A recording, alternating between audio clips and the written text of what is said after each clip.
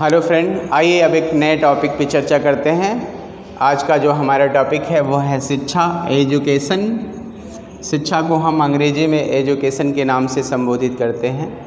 जहाँ तक शिक्षा की बात है तो प्रत्येक बालक को जन्म से ही उसको जो है शिक्षा की आवश्यकता पड़ती है, और बिना शिक्षा के जो है जन्म से बालक को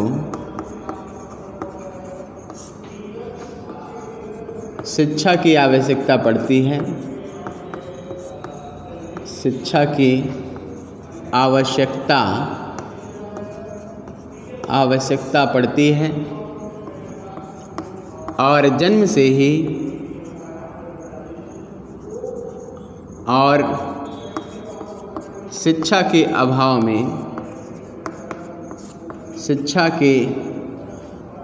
में मनुष्य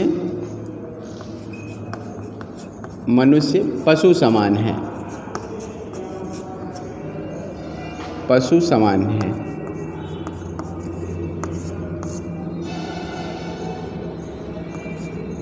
ठीक है।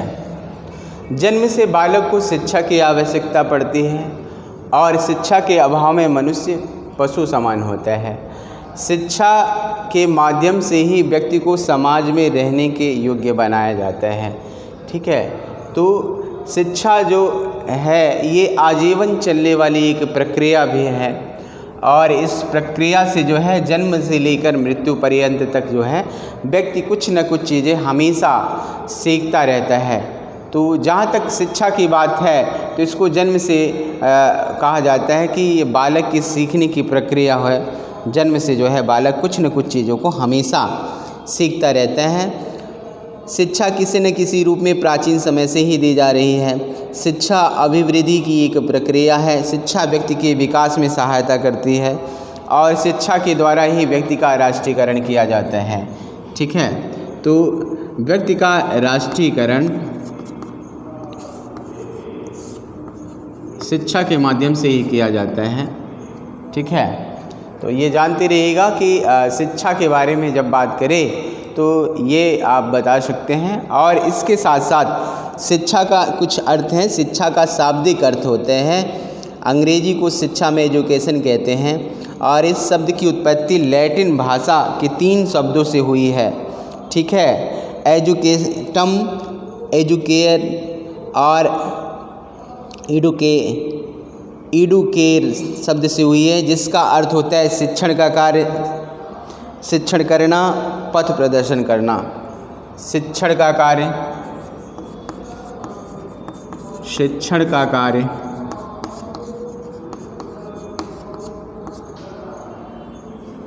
3 ऐसे इसके पॉइंट हैं। पहला है शिक्षण का कार्य, और दूसरा है शिक्षित करना। शिक्षण का कार्य दूसरा है शिक्षित करना,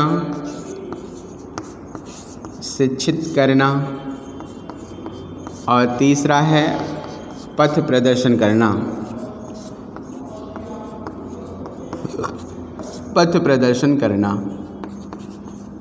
ठीक है। तो जब शिक्षा की बात करें, इसकी उत्पत्ति किस शब्द से हुई है तो लैटिन शब्द से। ठीक है, लैटिन शब्द से।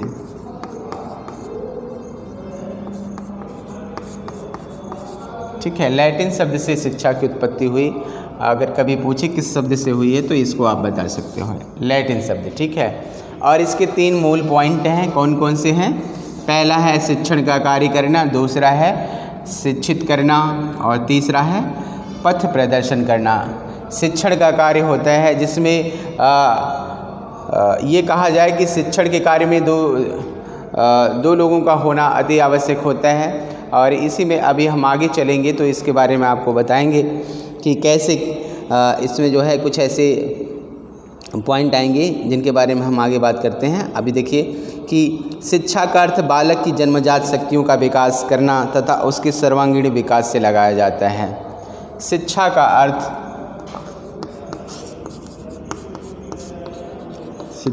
अर्थ बालक की जन्मजात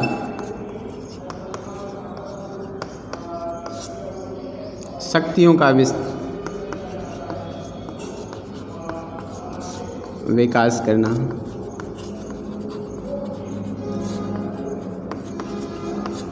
ठीक है। शिक्षा का अर्थ बालक की जन्मजात शक्तियों का विकास करना और उसके सर्वांगीण विकास से लगाया जाता है और उसके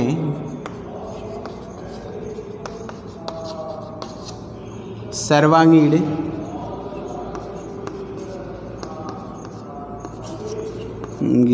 विकास से लगाया जाता है।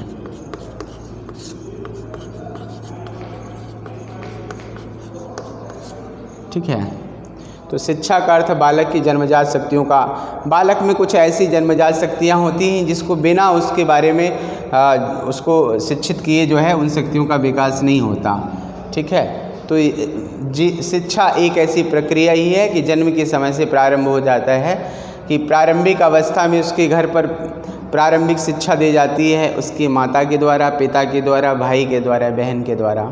ठीक है। ये प्रारंभिक अवस्था की शिक्षा है और उसके बाद उसको गुरुकुल में पहुंचाया जाता है, गुरु के सानिध्य में पहुंचाया जाता है और वहां से जो है उसकी स्कूली शिक्षा प्रारंभ हो जाती है। इस तरीके से व्यक्ति जीवन पर्यंत जो है उसके बाद आगे बढ़ता है, समाज के संपर्क में आता है तो सामाजिकरण उसका किया जाता है। एज शिक्षा के माध्यम से ही तो सामाजिकरण उसका किया जाता है। तो इस तरीके से शिक्षा जो है आजीवन चलने वाली एक प्रक्रिया होती है। जब कभी इसके बारे में पूछे तो आप बता सकते हैं। जहाँ तक शिक्षा का संकुचित अर्थ होता है तो शिक्षा के अर्थ के अनुसार शिक्षा एक निश्चित संस्थान, स्कूल, कॉलेज आदि में दी जाती है। शिक्षा एक निश्चित योजना के अनुसार, निश्चित समय में और निश्चित विधियों के अनुसार दी जाती है। ठीक है। शिक्षा का अपना एक निश्चित क्रम होता है, उसकी कुछ निश्चित विधियाँ होती हैं जिसके आधार पर दी जाती है। जैसे मैंने आपको बताया कि किसी भी बालक का जन्म से, चूँकि शिक्षा जो होती है इसका प्रारंभ ही जन्म से माना जाता है। व्यक्ति का जब जन्म होता है और जन्म के बाद जो है प्रारंभिक अवस्था में उसकी माँ उसको शिक्षा देती है और ये बताती है कि जो है परिवार के ये सारे सदस्य का रिश्ता आपके साथ ऐसा है, इनका ऐसा है। तो ये प्रारंभिक शिक्षा का पहले जो है लोगों से परिचय कराया जाता है। जब इस संसार में बालक आता है तो आने के बाद प्रारंभिक शिक्षा की शुरुआत उसकी माँ के द्वारा यही होता है कि सबका सबसे परिचय कराया जाता है और परिचय कराने के बाद जो है जब पारिवारिक शिक्षा यहाँ पे से शुरुआत होती है, उसके बाद जो है इसको जब स्कूल कॉलेज में जब पहली बार दाखिला दिलाया जाता है तो अक्षर का ज्ञान कराया जाता है। उसके बाद जो है फिर निरंतर जब समाज के संपर्क में आता है तो सामाजिक बातों का, तो ऐसे ही एक प्रक्रिया होती है, एक विधि होती है। उसी विधि और प्रक्रिया के माध्यम से व्यक्ति को शिक्षित किया जाता है।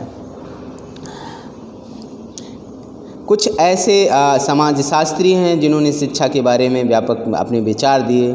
जैसे मार्क हॉपकिंस के अनुसार अपने अति व्यापक अर्थ में उन्होंने बातें बताई और कहा कि शिक्षा एक प्रभावशाली प्रक्रिया है जिसके माध्यम से बालक को जो है उसके अंदर के निहित गुणों को जो है विकसित किया जाता है। ठीक है। हॉपकिंस का विचार है ये, इन्होंने शिक्षा के बारे में संबंधित अपने विचार दिए।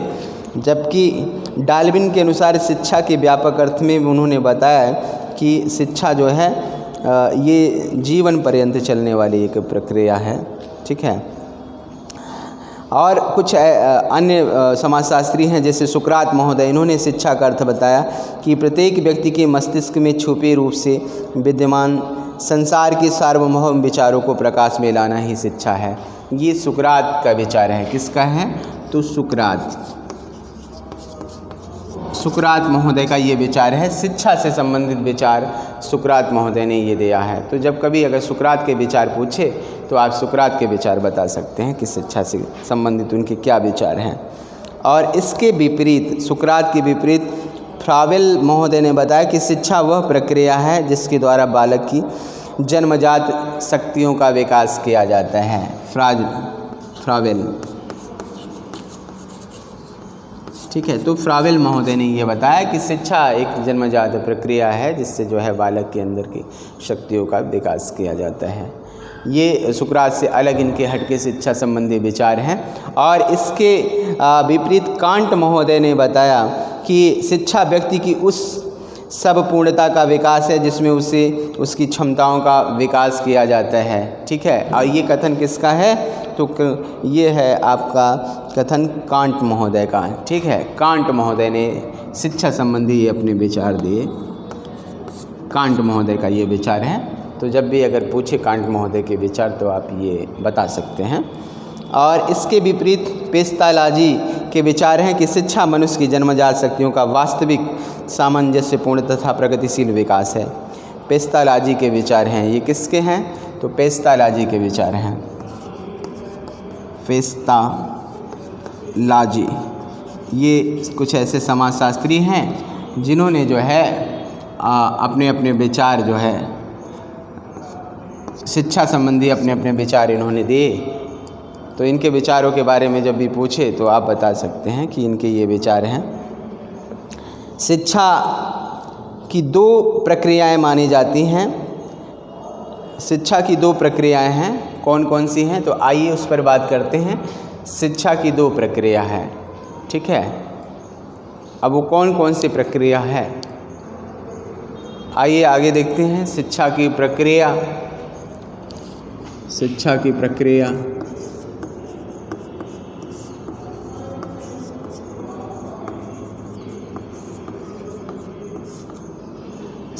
शिक्षा की निम्नलिखित दो प्रक्रिया हैं। दो प्रक्रिया है। पहला है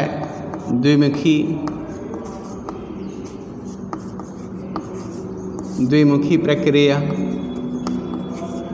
और दूसरा है त्रिमुखी प्रक्रिया। त्रिमुखी प्रक्रिया।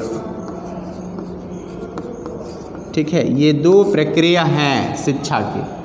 पहला द्विमुखी प्रक्रिया, दूसरा त्रिमुखी प्रक्रिया। जहाँ तक द्विमुखी प्रक्रिया की बात है तो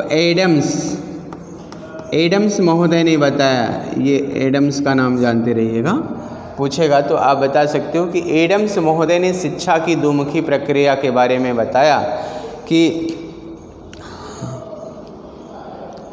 शिक्षा एक ऐसी प्रक्रिया है जिसमें एक व्यक्ति को दूसरे व्यक्ति द्वारा ज्ञान प्रदान करके उसके व्यवहारों को परिवर्तित किया जाता है।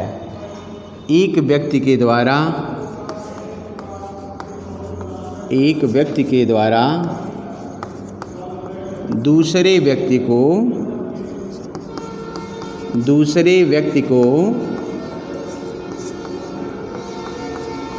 ठीक है, द्विमुखी सिद्धांत में एडम्स महोदय ने बताया कि शिक्षा जो है ऐसी प्रक्रिया है जिसमें एक व्यक्ति के द्वारा दूसरे व्यक्ति को ज्ञान प्रदान करके उसके व्यवहारों को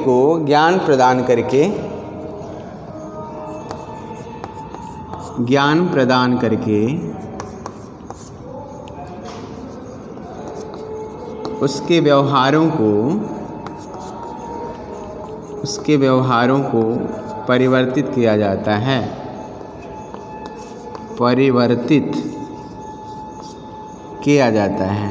ठीक है,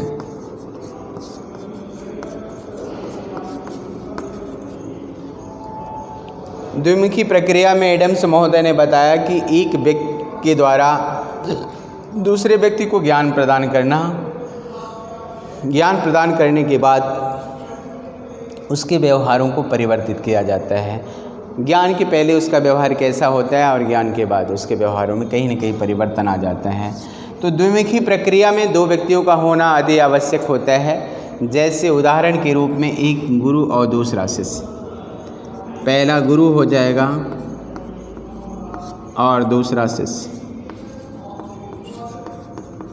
ठीक है, द्विमुखी प्रक्रिया दो लोगों के बीच में होने वाली प्रक्रिया कहलाती है, उसे हम द्विमुखी प्रक्रिया कहते हैं।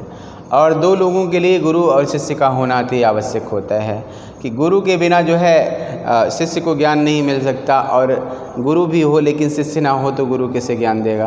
तो इसलिए जो है इस द्विमुखी प्रक्रिया में जो एडम्स महोदय ने बताया शिक्षा का द्विमुखी प्रक्रिया, तो उसमें इन दोनों का स्थान जो है सर्वोपरि है और इन दोनों के बगैर जो है इस दोमुखी सिद्धांत की परिकल्पना नहीं की जा सकती। ठीक है, तो गुरु और शिष्य का होना दोमुखी प्रक्रिया में ज़रूरी होता है और इसके माध्यम से जो है गुरु शिष्य को अपने शिक्षा देता है, ज्ञान देता है। इसी को जो है हम दोमुखी प्रक्रिया कहते हैं। ठीक है, चूँकि गुरु जो है अपने बच्चे को, अपने शिष्य को पढ़ाता है और दूसरा पढ़ता है। इस प्रकार उनके कार्यों के संबंध में एक दूसरे के सहयोग के बिना इनका कार्य नहीं चल सकता। इस प्रकार शिक्षक और शिष्य दोनों को सक्रिय रहने की यहाँ पर आवश्यकता होती है। तो ये जानते रहिएगा, दोमुखी सिद्धांत में गुरु और शिष्य के बिना जो है शिक्षा नहीं चल पाएगी। ठीक है, दोमुखी सिद्धांत हो गया।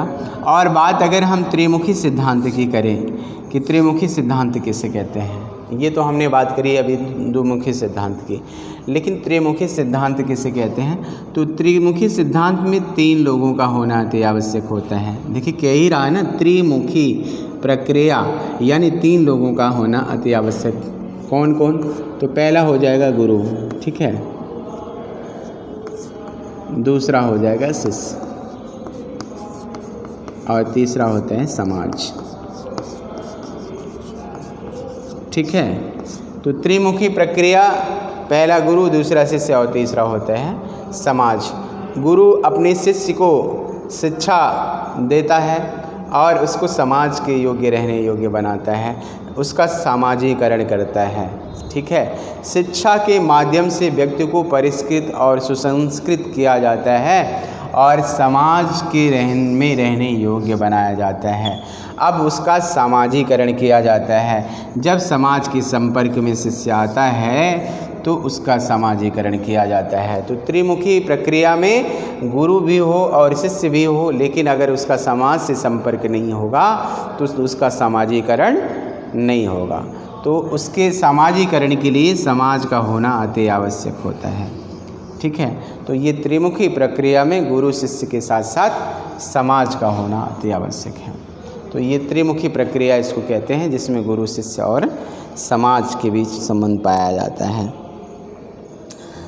जॉन डीवी महोदय ने शिक्षा की इस प्रक्रिया के बारे में, त्रिमुखी प्रक्रिया के बारे में बताया है। उनके अनुसार शिक्षा की प्रक्रिया में गुरु शिष्य के अतिरिक्त एक और तत्व होता है जो समाज होता है, जिसमें सामाजिक शक्तियों के द्वारा जो है उसका सामाजिकरण किया जाता है। ठीक है, तो ये इसके त्रिमुखी प्रक्रिया और द्विमुखी प्रक्रिया के बारे में हमने शिक्षा में इसके बारे में बात करी। तो जब कभी अगर त्रिमुखी और द्विमुखी प्रक्रिया के बारे में पूछेगा तो आप आसानी के साथ जो है इसे बता सकते हैं। आशा करता हूँ कि यहाँ आपको किसी प्रकार की कोई समस्या नहीं आएगी। आइए आगे देखते हैं शिक्षा का विश्लेषणात्मक अर्थ। विश्लेषणात्मक अर्थ क्या है? तो इसके कुछ ऐसे पॉइंट हैं जिनके बारे में बात करेंगे।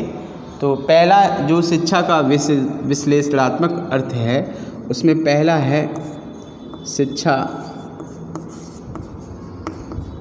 बालक के जन्मजात शक्तियों का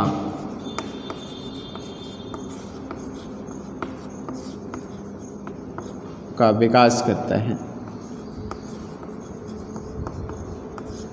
विकास करता है।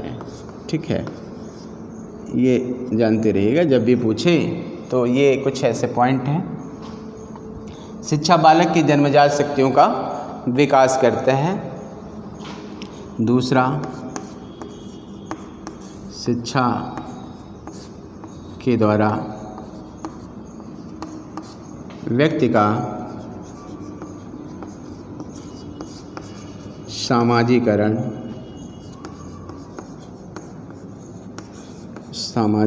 किया जाता है। सामाजिकरण किया जाता है। ठीक है, दूसरा पॉइंट है कि शिक्षा के द्वारा व्यक्ति का सामाजिकरण किया जाता है। जबकि तीसरा पॉइंट है शिक्षा ऐसी प्रक्रिया है, शिक्षा ऐसी प्रक्रिया है। तीसरा पॉइंट, शिक्षा ऐसी प्रक्रिया है प्रक्रिया है जिसके द्वारा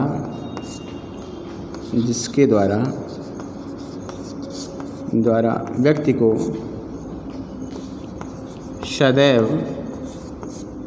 सदैव आगे बढ़ने के लिए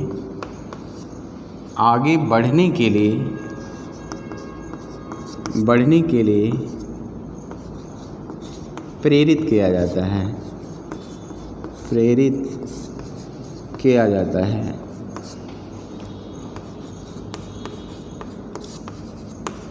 ठीक है, तो शिक्षा ऐसी प्रक्रिया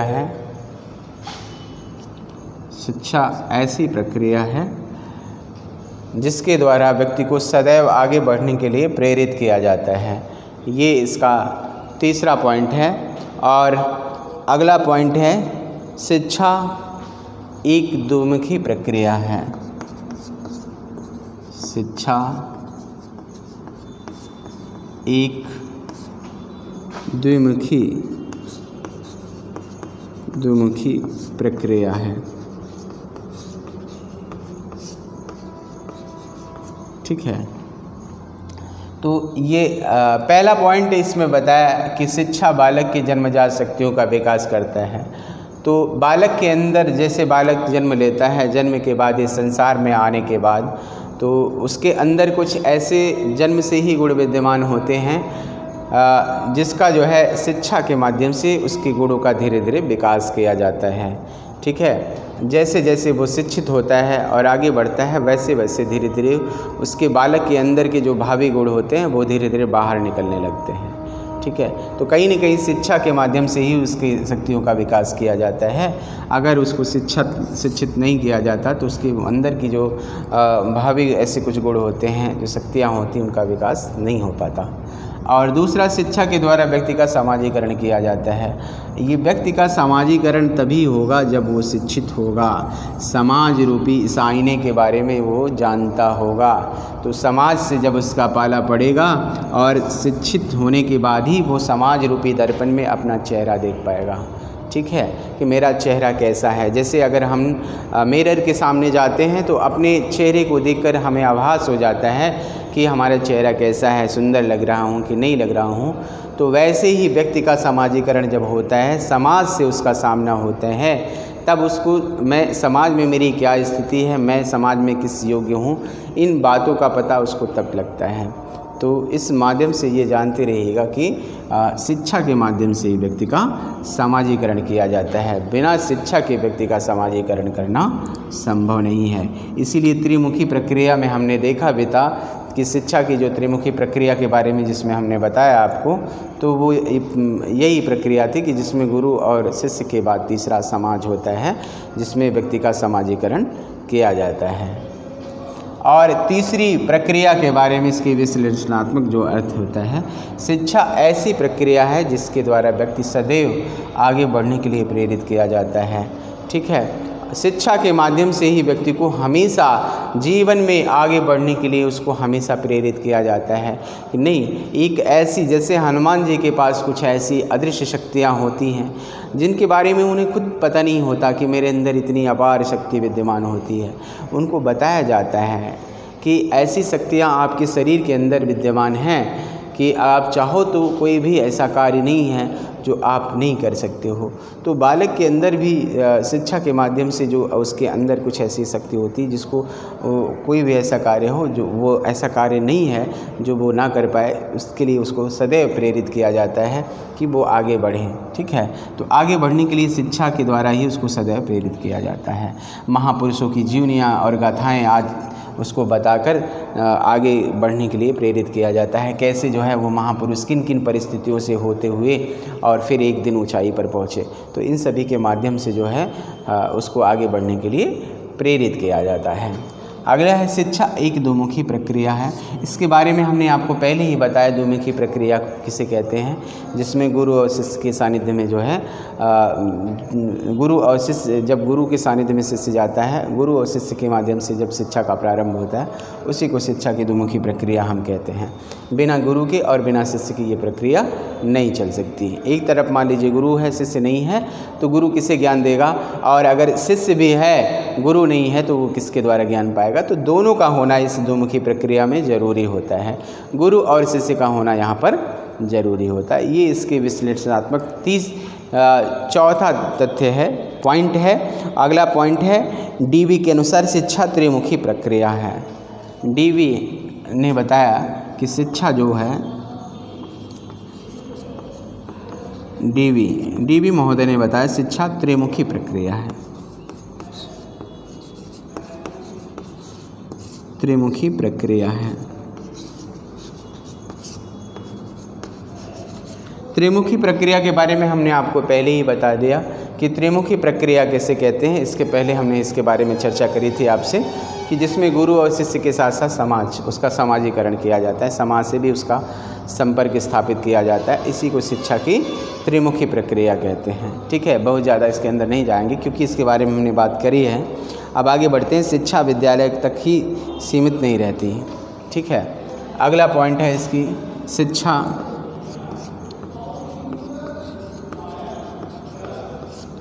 विद्यालय तक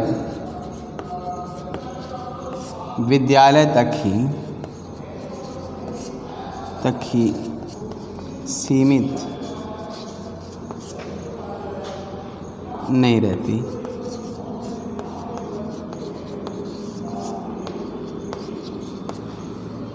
ठीक है, शिक्षा जो है वो विद्यालय तक ही नहीं सीमित होती। हमने आपसे बताया कि शिक्षा जो है ये आजीवन चलने वाली एक प्रक्रिया होती है।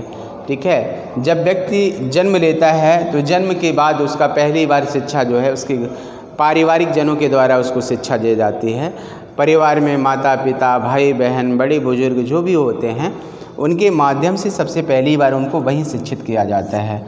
ठीक है, तो परिवार रूपी जो एक छोटा सा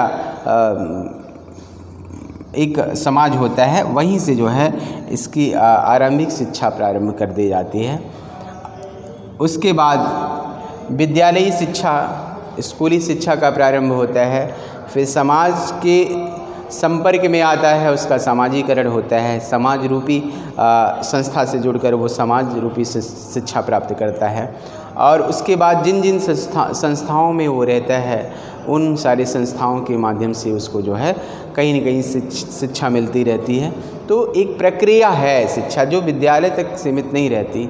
ठीक है, ये जिन जिन जगह पे व्यक्ति जाता है वहाँ कुछ न कुछ जो है उस वातावरण में, उस जगह के बारे में कहीं न कहीं कुछ ऐसी चीज़ें होती हैं जिसको वो जीवन पर्यंत सीखता रहता है। तो शिक्षा ऐसी प्रक्रिया है जो आजीवन जीवन पर्यंत चलने वाली प्रक्रिया है, वो विद्यालय तक सीमित नहीं होती। तो जब अगर इसकी शिक्षा की कुछ विश्लेषणात्मक अर्थ पूछे तो ये सारे पॉइंट हैं इसके, आप ये सारे पॉइंट के बारे में आप बता सकते हो। ठीक है, अब आइए आगे बढ़ते हैं इन पॉइंट के बाद शिक्षा में। ठीक है, आइए आगे देखते हैं शिक्षा का उद्देश्य। शिक्षा का उद्देश्य,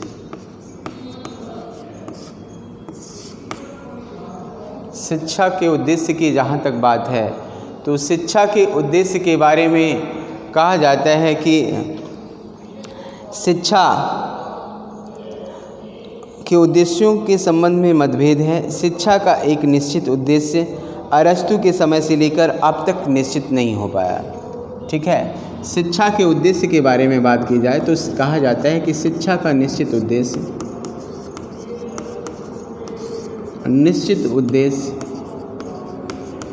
अरस्तु के समय से लेकर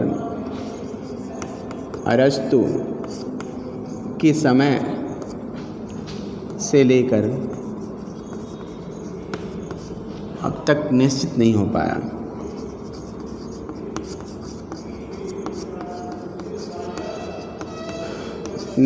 नहीं हो पाया।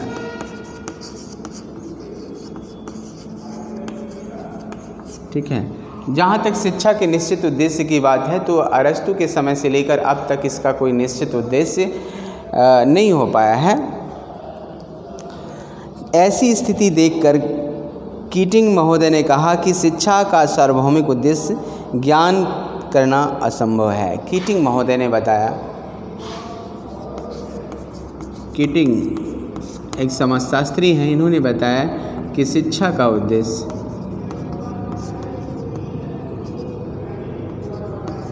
उद्देश्य ज्ञात करना बड़ा ही मुश्किल कार्य है।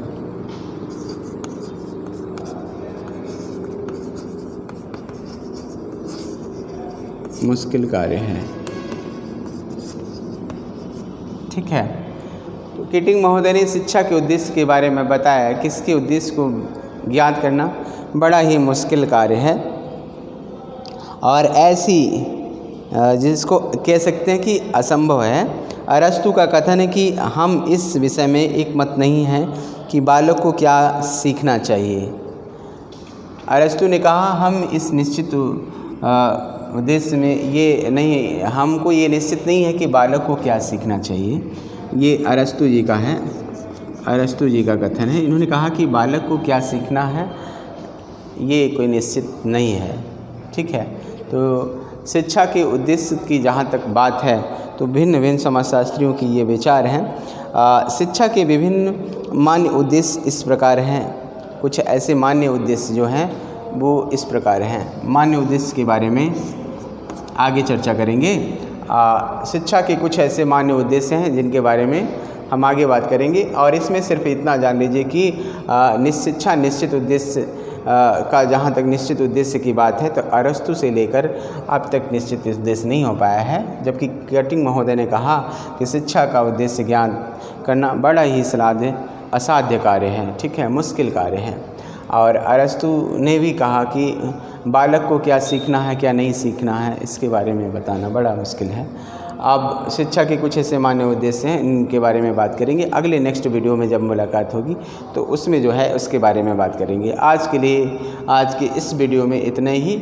इसको आप अच्छे से रीड करिए, जहाँ लगे आपको किसी प्रकार की अगर कोई समस्या आ रही तो उसके बारे में बात करिए। आज के लिए इतना ही, धन्यवाद।